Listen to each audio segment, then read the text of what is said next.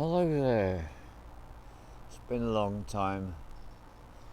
I've missed sharing with you, and I've been in some very deep places. So much so I've not been in a position to communicate, and things are beginning to shift now. And at the moment, spring is turning into summer here in England, in Somerset, and it's such a beautiful time to be alive, to be outside, and to be aware.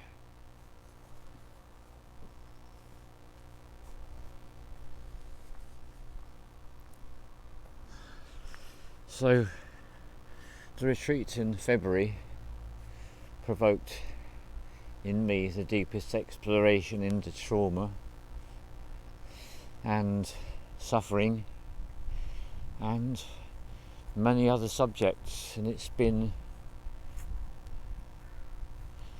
as provocative as it possibly could be. And in a sense, it began by me provoking myself, taking myself through a whole range, a whole spectrum of practices. One of the great advantages I have, having dedicated so much of my life into learning and exploring and experiencing different ways of being, that has put me into a position of having a very vast toolkit at my disposal. But I realised quickly that what I need to do is I need to shock and surprise myself quite frequently as part of this process. And the first question was, how can you shock and surprise yourself when you're the one that's doing it? Don't see how that's going to work. Well, it was a challenge, and it did work. And I found myself opening up to all sorts of things that I wasn't aware of. And I guess one of the most profound and powerful, which is something I've spoken about many times, there's an ancient English expression, they say to err. Err means like to do something wrong, whatever. To err is human, they say, and to forgive is divine. And so I've been exploring the divinity of forgiveness, and I've become keenly aware of the power of apology. In fact, the power of apology is really what catapults us into the wonderful states which do manifest when we forgive, when it often begins with forgiving others, but it very quickly turns into forgiving ourselves. And the word forgiving is such an interesting word because it literally means what it says. Forgiving is forgiving. So when we forgive others, we literally are giving them the gift of love. When we forgive ourselves, we are literally giving ourselves the gift of love. And this has such an extraordinary effect on our perception of the world in which we live and move and have our being. And then what happened, as always does with me, once I'd done this practice on myself, the impulse arose in me to offer it to others. And a number of brave souls chose to take this option up. And the thing they all had in common is they're all shamans. They've either trained with me or they are in training with me. And that wasn't deliberate, that's just the way it worked out. And I'm very glad, because it meant that I was able to do what needed to be done. And I needed to let go of something that I've ever hung up about, because the old story I have of myself is someone who doesn't make waves, who doesn't challenge people, and wants to just go for their easy road. That's a very old story, and it's great to confound our old stories and leap into a position of greater flexibility, strength and awareness. And so it ended up being a massively pleasurable experience, taking these people, all of whom I know and love, and most of them it was a 3-day and 3-night process. For one person who had actually initiated herself into her own advanced course and completed it and is awaiting her certification, it actually was done in 35 minutes, and that was so surprising.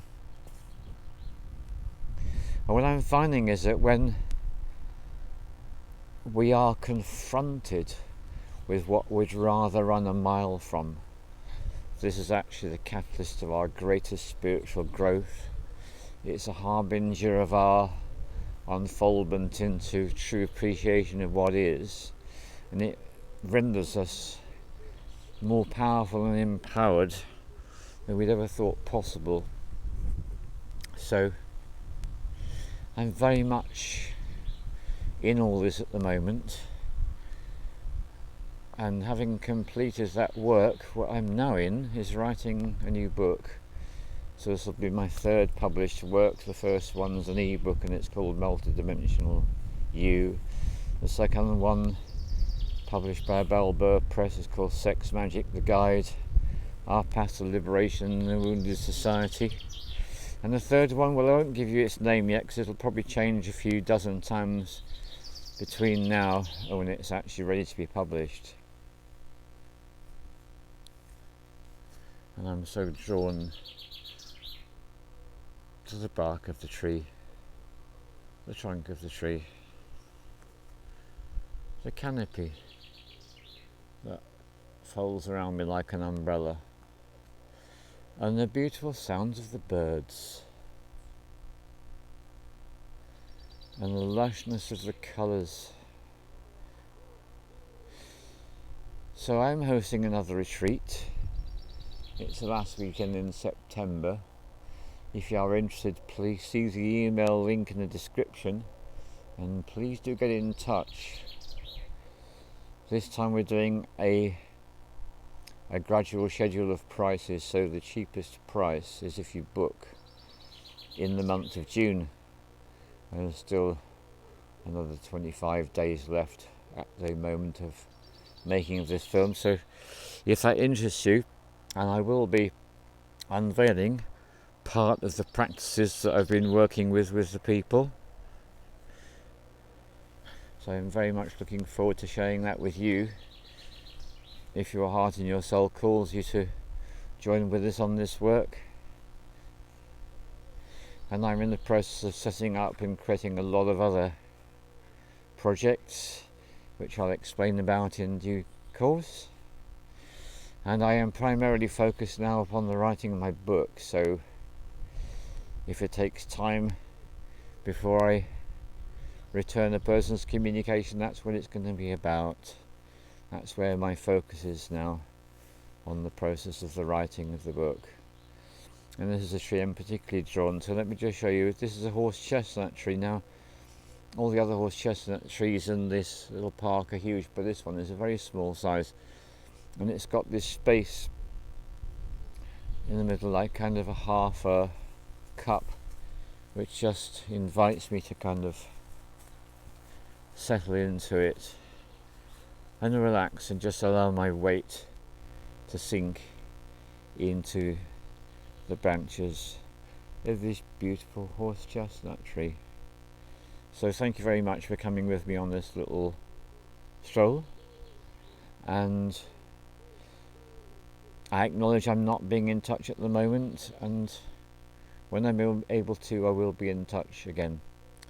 All the love to you. You are in my thoughts, my awareness.